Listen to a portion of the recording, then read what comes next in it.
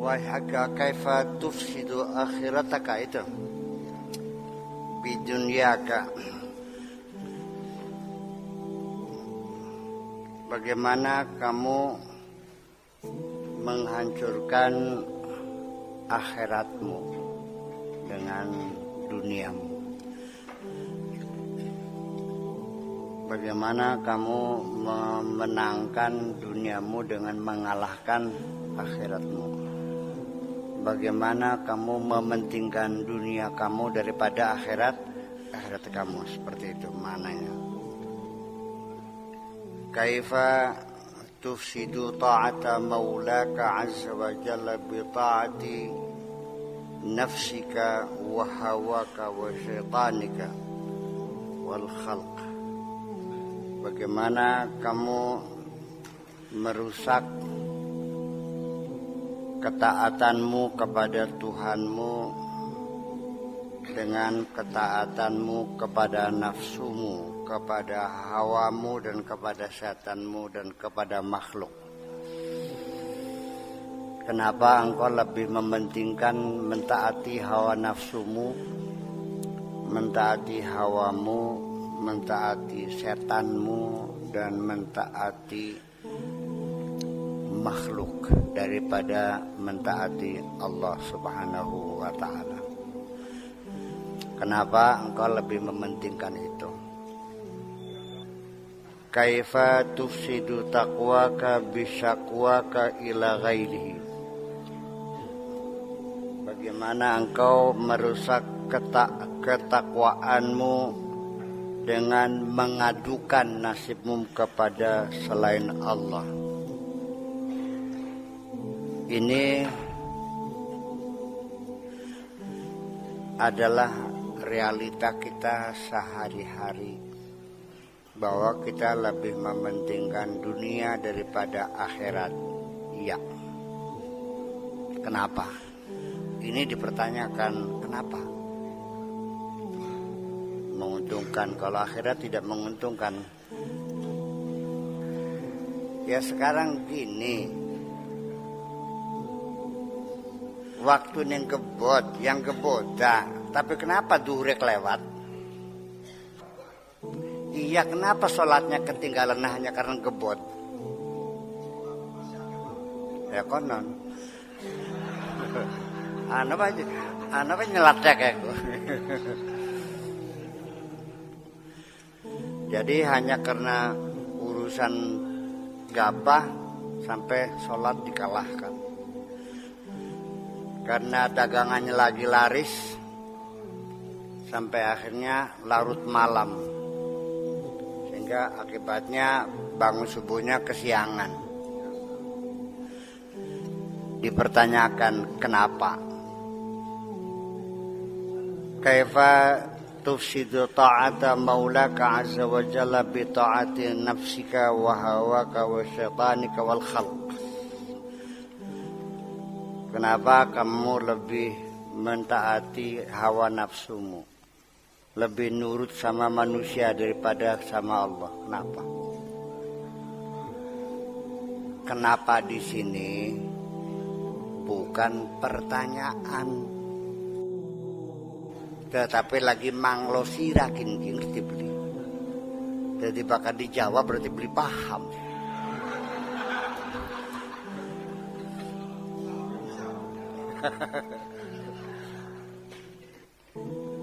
Mentaati setan. Kaifa tufsidu taqwaka bisyakwaka ila ghairihi. Kenapa ketakwaanmu kamu kalahkan dengan mengadukan, mengklaim kepada orang lain? Syakwa ila ghairihi artinya kamu menceritakan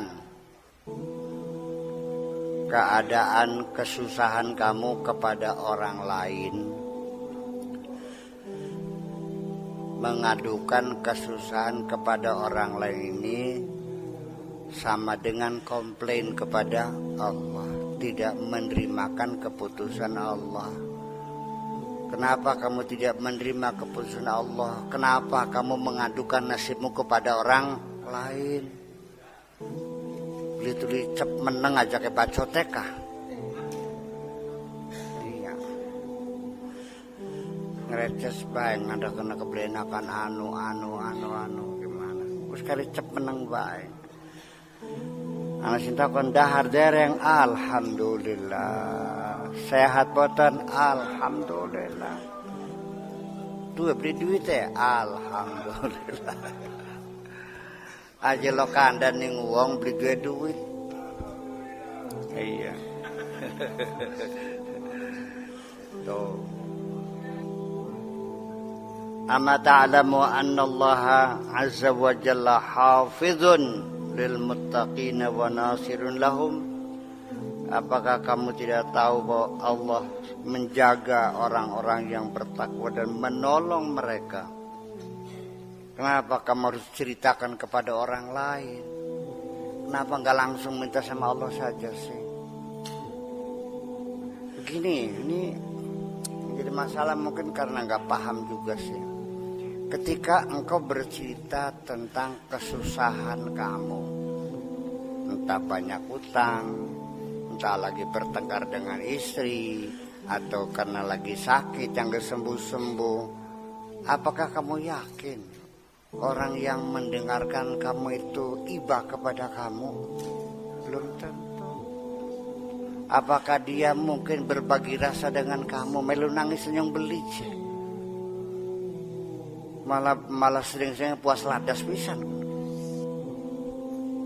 Artinya menceritakan kesulitan kepada orang-orang itu kan membocorkan rahasia pribadimu sendiri. Toh orang lain juga nggak bisa bantu nggak apa. Kamu cerita nggak punya uang, sembarang lain. Orang lain terus dikiranya bantu kita. Prosedur sampai orang lain membantu kamu kan sangat panjang sekali, tidak semudah itu. Pertama, iya mau bantu kalau memang ada. Kalaupun ada juga kalau dia nggak butuh, betul nggak? Kalau dibutuh sendiri, ya nggak mungkin nolong orang lain dong. Setelah dia ada, uangnya ada, terus dia nggak butuh. Kalau dia nggak suka, kemudian lagi. Kalau orang itu percaya, kalau nggak percaya, ditambah lagi hubungan kamu dengan dia, hubungannya baik atau pernah ada sesuatu yang cacat, masih banyak banget kok. Ketika kamu minta tolong pada orang lain, orang lain akan membuka arsipnya, bahwa kamu dulu pernah menjahati dia, nggak bakal bisa nolong dong. Paham bikin ya? Jadi bakal wadul-wadulan yang Gusti Allah itu aja. Silakan mengadu pada Allah, ya Allah nggak punya duit gitu aja kok banget. Yang jelas adalah Allah menjaga orang-orang bertakwa dan Allah selalu menolong mereka. Orang yang bertakwa itu selalu ditolong Allah kok. Waradun anhum, dan akan menjawab mereka. Wa muallimun lahum, dan akan mengajari kepada mereka bagaimana caranya mendapatkan uang, bagaimana caranya bagaimana cara menyelesaikannya. Allah yang ngajarin kok. Wa mu'arrifuhum binafsin, Allah akan memperkenalkan sendiri kok kepada kamu. Wa akhidun bi'aidihim wa yunajjihim minal makarihim, dan Allah akan nenteng tangan mereka, akan membantu mereka, maksudnya wa akhidun bi'aidihim artinya akan ditarik tangan mereka, wa yunajjihim minal makarihim, akan menyelamatkan mereka dari segala macam bencana. Yang penting bertakwa aja dulu kamu. Kalau sampai sekarang tidak ada pertolongan Tuhan, jangan-jangan kamu belum bertakwa. Mana buktinya? Yang masih wadul ini bang sejen sih. Iya. Lebih mementingkan dunia. Iya. lebih mementingkan bisnis daripada kewajiban-kewajiban kamu. Wa nazirun ila qulubihim, dan Allah juga melihat hati mereka. Wa raziqu min haitsu la yahtasibun, Allah yang berikan rezeki mereka secara tidak disengaja, secara tiba-tiba, di luar perhitungan semuanya. Yuk mari kita mengingat sekali lagi, kamu kan sering dapat rezeki kan? Banyak mana yang pernah kamu duga dan tidak pernah kamu duga? Hampir semua rezekimu datang tanpa kamu duga kok. Malah yang diharap-harapkan nggak datang-datang kan? yang nggak duga-duga datang. Jadi rezeki yang tidak min haitsu la yahtasib itu tidak mesti harus melalui prosedur usaha, melalui kamu membajak tanah, menanam, memupuk, memanen, menjadi gabah, digebot, baru dijual, baru jadi uang. Prosesnya panjang. Terlalu banyak rezeki kamu yang tidak melalui proses, ujung-ujung dapatnya. Bahkan kalau kamu itu jadi orang kaya miliarder, kalau kerjaan kamu sebagai pegawai negeri yang gajinya 3.500.000, sok kumpulin 100 tahun bisa bikin rumah enggak? Sebulan bisa nabung 500.000, berapa ratus tahun bisa bikin rumah. Tapi ternyata ketika kamu bisa bikin rumah, coba diingat-ingat dari mana?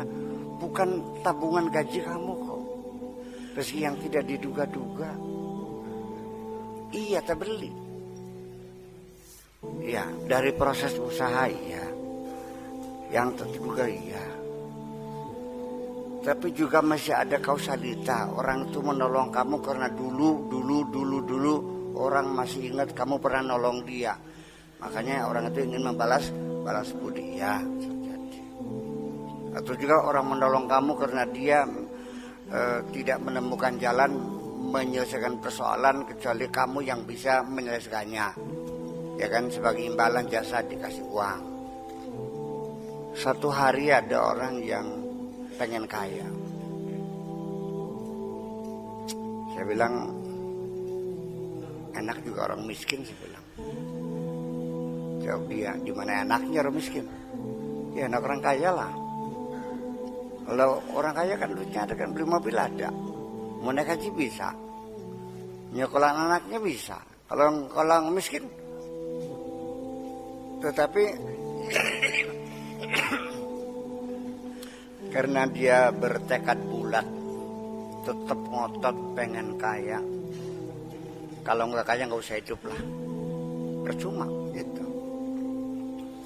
Ya akhirnya saya kasih amal-amalan doa lah kepada dia, yang diduga dia tidak bakal mampu. Tak payah amalan sih, kira-kira orang bisa ngelakuin aneh. Ya itu suruh baca salawat sallallahu alaihi Muhammad 80.000 kali sehari. Ukurannya kalau tidak dengan puasa atau tidak dengan uzlah sulit selesainya. Ya di rumah nggak bakal terjadi. Karena orang kalau tidak puasa semangatnya lemah. Kalau pengen kuat semangatnya sambil puasa. Rupanya dikerjain. Bisa dikerjain.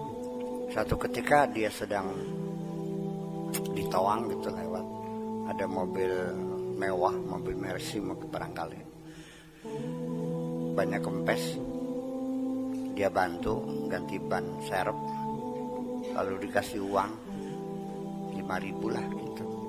Dia nolak, nggak usah, sama tolong aja. Kasih orang kayanya kan kok ada juga orang yang baik hati dikasih uang nggak mau. Biasanya dikasih kartu nama, kalau ke Jakarta mampir deh, iya deh makasih. Tiba-tiba ketika dia sedang ke Jakarta, ingat punya kartu nama itu, mampir.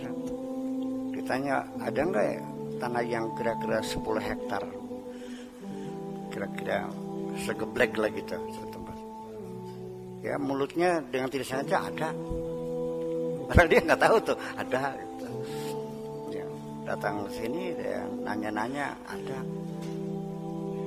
Dia beli waktu itu ya bangsa 50.000 lah, 50.000, dijualnya 200.000 per meter kali 10 hektar. Sepisan deh, seumur hidup sugi. Hanya sekali kok. Kapan dia bisa ngebeli uang sebanyak itu? Dari hasil itu dia bisa beli sawah 20 hektar. Ya kan? Nah itulah kan seperti itu, ujuk-ujuk. Termasuk kamu terlahir dari orang kaya, itu juga sama. Di luar dugaan kamu kan. Kalau keluarnya di perutnya Bitarmi, tukang burung oyos. Iya. Nah, itu masalah. Tiba-tiba ada orang dapat warisan dari Amerika, dia nggak tahu. Ya, hanya dulu pernah ketemu sekali, akhirnya nggak tahu lah. Ujung-ujungnya tuh wasiat. Ya begitulah kira-kira. Kalau ingin tahu cerita orang-orang kaya, baca biografi Onassis, Howard Hughes, Adnan Khashoggi. Semua ceritanya semuanya kebetulan aja. Iya, miliarder, triliuner di dunia ini semuanya kebetulan.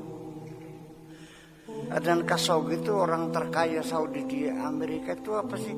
Sekolah kedokteran, gagal. Baru tinggal satu gagal, lontang-lantung dia akhirnya tukang beliin truk bodol tuh, dirapiin, dijual lagi gitu. Lama-lama akhirnya dia menyewakan truk karena banyak temannya. Akhirnya orang-orang Saudi mau ke Amerika, mau nyewa rumah, mau nyewa truk melalui dia, jadi broker lama-lama. Ketika Saudi akan mempersenjatai, modernisasi persenjataan militernya, Adnan Khashoggi yang jadi perantara. Ya sugi. Ya, Onassis juga begitu. Howard Hughes juga begitu. Ya, semuanya secara kebetulan kok. Itu sampai terakhir tidak ada apa-apa di dalam rumah, rezekinya didatangkan oleh Allah. Kayak Siti Maryam. Walamma dakhala alaihi Zakaria al-mihraba wajada 'indaha rizqa. Kullama.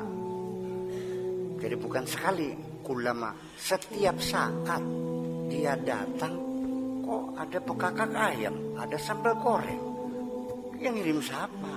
Nanti besoknya lagi ke situ, segala makanan ada semuanya. Wajada 'indaha rizqa. Qala ya Maryamu anna laki hadza qalat huwa min indillah. Lalu jangan dikatakan itu ke Siti Maryam. Ya kamu juga bisa kalau persyaratannya sama sih. Dulu tahun 90-91 di pasaran sini belum ada apel, anggur, belum ada tuh jeruk, pisang belum ada. Ya masih pelem-pelem biasa. Pisang muli lah paling biasa. Di hutan di mana? Di Loyang tuh sumur santri. Iya. Itu ada nanya, ini pakai dari mana apel nih? Nggak tahu. Ada anggur, ada apa yang nggak tahu. Ya artinya begini. Kalau saya di sini di rumah ada rambutan, ya kan? Nanti ada rokok, ada garam, ada buah mangga, gincu. Yang nganterin ya tamu lah. Sing pada jaluk kemat kayak. Ya. Tapi kalau ketika saya di hutan yang nganter siapa? Kamu juga bisa diantri sama Allah. Kalau syaratnya sama. Yakin dia bisa ngatur rezeki. Jadi tidak ada bedanya diantar oleh makhluk Allah yang disebut manusia atau yang diantar oleh makhluk Allah yang disebut malaikat. Enggak ada beda, semuanya makhluk sih. Apa bedanya? Yang nganter Haji Ahmad sama makhluk juga. Yang nganter malaikat ya makhluk juga. Yang nganter jin makhluk juga. Malah saya lebih terhormat yang nganter Haji Ahmad dong. Daripada yang nganter jin mah. Lebih terhormat kok. Karena sebangsa saya kok. Ya kan gitu. Itu min haitsu la yahtasibu itu seperti pemahaman yang sama sekali kamu tidak pernah menduga dengan cara apapun yang belum pernah kamu pikirkan sama sekali. Dan itu pasti terjadi. Itu. Kalau kamunya bertakwa gitu aja.